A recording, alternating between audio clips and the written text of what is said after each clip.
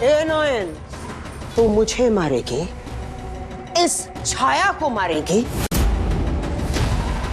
इस कटार से काटेगी तू?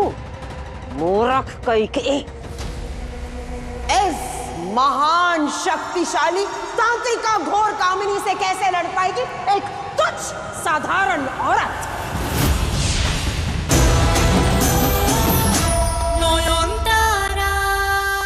घोर अंधेरे को काटने के लिए एक दिए का उजाला काफी होता है। तेरा बच्चा अंधेरा है, नोएन का बच्चा उजाला है, बाकी तू खुद समझदार है।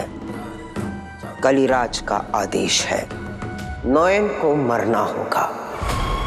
उसके कवच को तू कैसे तोड़ेगी ये तू सोच। उससे पहले मुझे ये पता लगाना होगा कि नोएन ने शुचो को कहाँ छुपा कर रखा है, और उसके लिए मुझे परी महल में वापस एंट्री लेनी होगी।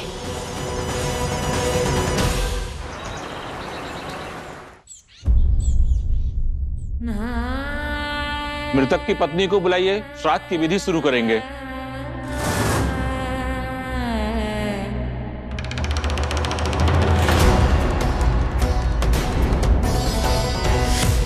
अरे अभी पति मरे हुए एक दिन भी नहीं हुए और कैसे लाल परी बन के घूम रही है। देखो तो, आखिर शर्म और हया उसे है ही नहीं बिल्कुल भी। पागल हो गई है बेचारी। ना तो मांग का सिंदूर पोछा और ना ही शाखा पौला तोड़ा। देखो, हद होती है किसी बात की।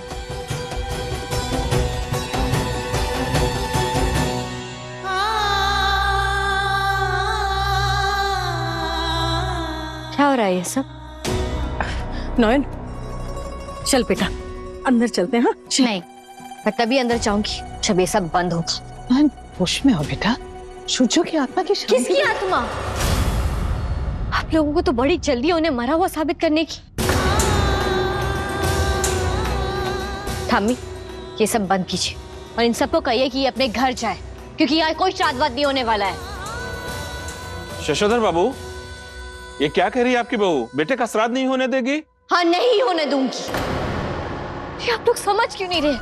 अगर ये श्राद्ध मैंने होने दिया तो ठाकुर को भी यही लगेगा ना कि नोएन ने भी हार मान ली है।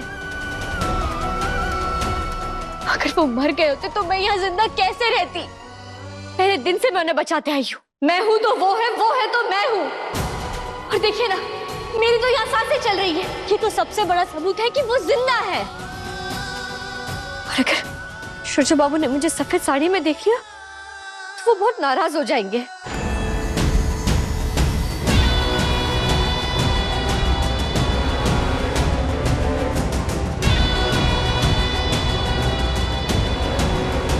नहीं, मेरे मांग का ये सिंदूर ऐसे चमकेगा जैसे आसमान में सूरज। मेरी कलाइयों में ये शाखा पोला हमेशा ऐसे ही खनखनाते रहेगा। मृतक की पत्नी का काम कब शुरू होगा पंडित जी?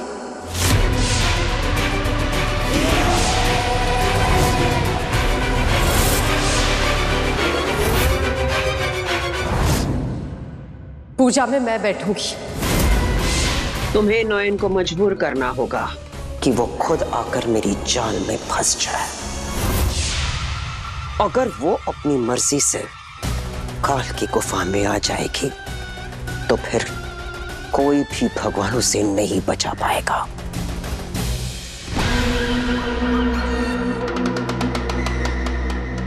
ठीक है, नोएन खुद अपनी मौत का पता ढूंढते हुए आपके पास आएगी, और एक बार शैतान के मंदिर में आ गई फिर तो घोर कामिनी के चंगुल से बचना मुश्किल है। इस बार कलिराज को उनकी आहुति मिलकर रहेगी।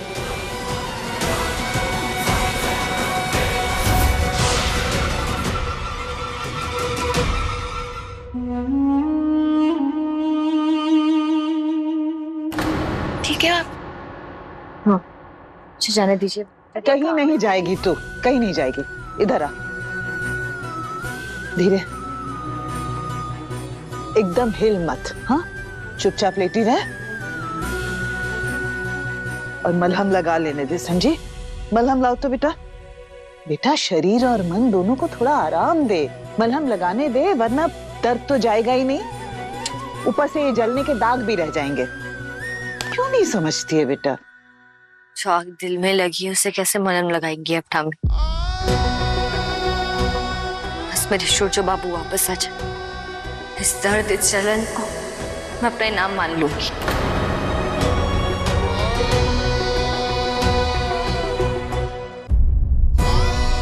बेटा सूरजो तो चला गया, तुझे भी कुछ हो गया तो हमारा क्या होगा? तूने सोच के देखा एक बार भी?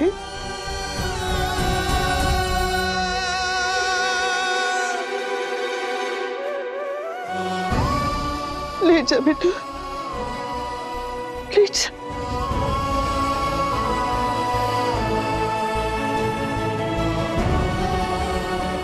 बेटा लाइट बंद कर दो तो। Take care Bodhi.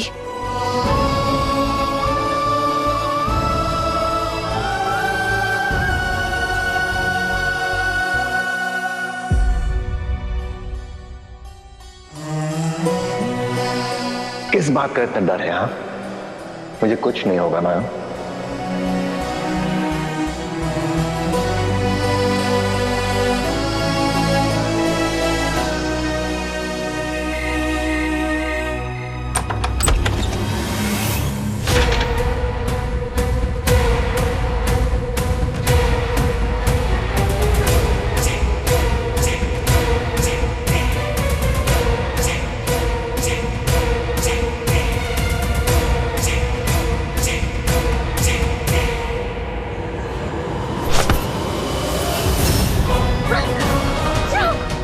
कुछ लोगों की फितरत भी होती है शादी की पीठ पीछे वार करना। बिल्कुल इसी की उम्मीद थी मुझे आपसे। मेरी बात तो कुछ सुनो। कुछ कहने सुनने लायक बचा नहीं है। क्यों? कौन बचाने आ गया? मैं आज आपको बताऊंगी कि एक शिकारी का शिकार कैसे किया था। समझ रही हो तुम मुझे? मैं तुमसे मदद मांगने आई हूँ। पकड़ी गई तो तेवर ही बदल गए ना आपके। मुझे तो आप यहाँ मारना आई थी ना। मांगने आई हूँ तुमसे।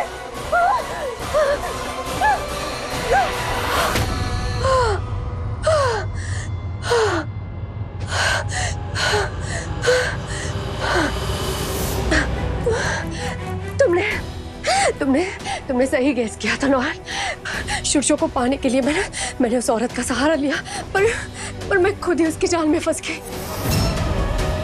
वो घोर कामिनी, वो बहुत ही खतरनाक तांत्रिक है नौहान। रंग क्यों बदल गए इनके? ये भी कोई चाल तो नहीं? मुझे नहीं पता है नौहान कि परी महल से उसकी क्या दुश्मनी है, पर वो अपना बदला पूरा करने के लिए मेरा सहारा ले रही है। वो मुझे फोर्स कर रही है कि मैं इस घर के लोगों को एक एक करके मार दूं। मैं ऐसा कभी नहीं कर सकती हूँ नौहान। मुझे लगता है वो हमारी राइवलरी का फायदा उठा रही है, और सच कहूँ तो मुझे लगता है कि शायद सिर्फ घोर कामिनी को पता है कि सूरजो कहाँ है।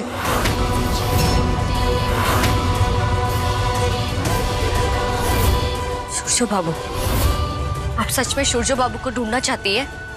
हाँ नौहान, कैसी बातें कर रही हो तुम? मेरे होने वाले बच्चे का बाप है वो।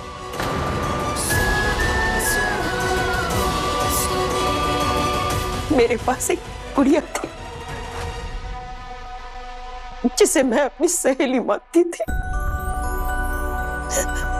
तो उसे भी मैं अपने साथ लेकर आई थी अपने ससुराल।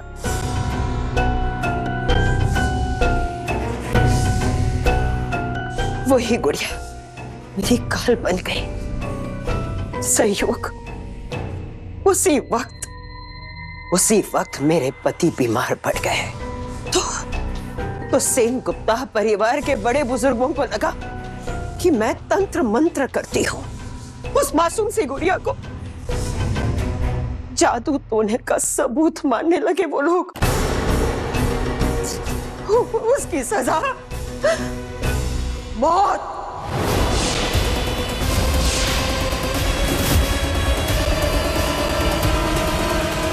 15 साल की एक छोटी सी बच्ची को जला दिया उन लोगों ने, जिंदा जला दिया।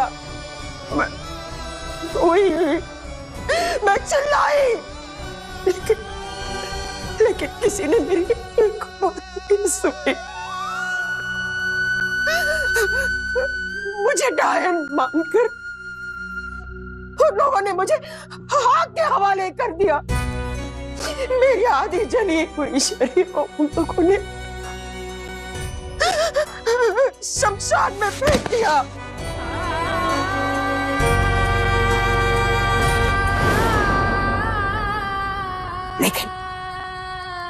लेकिन ये कामिनी बहुत जिद्दी थी।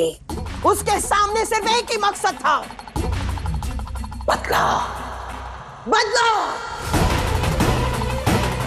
झूठा आरोप लगाया था ना मुझ पर, डायन होने का झूठा आरोप लगाया था उन लोगों ने।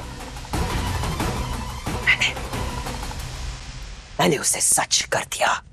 हाँ, शमशान की राख से फिर से मैंने जन्म लिया और मैंने तंत्र सीखा, और आज इस दुनिया की सबसे ताकतवर तांत्रिका गौर कामिनी।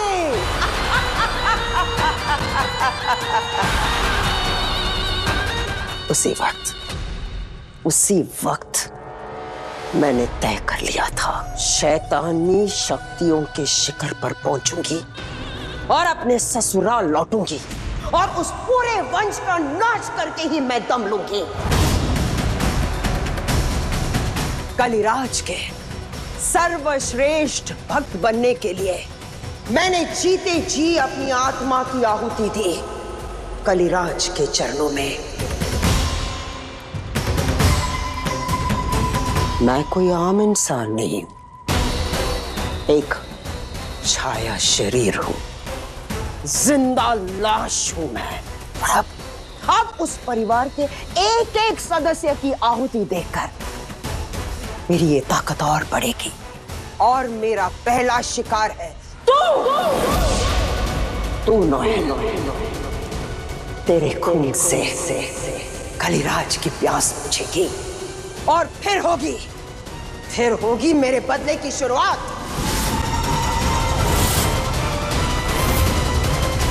चला अजय, अपनी बलि चढ़ा। आजा। आहुति तो मैं आपकी चढ़ाऊंगी।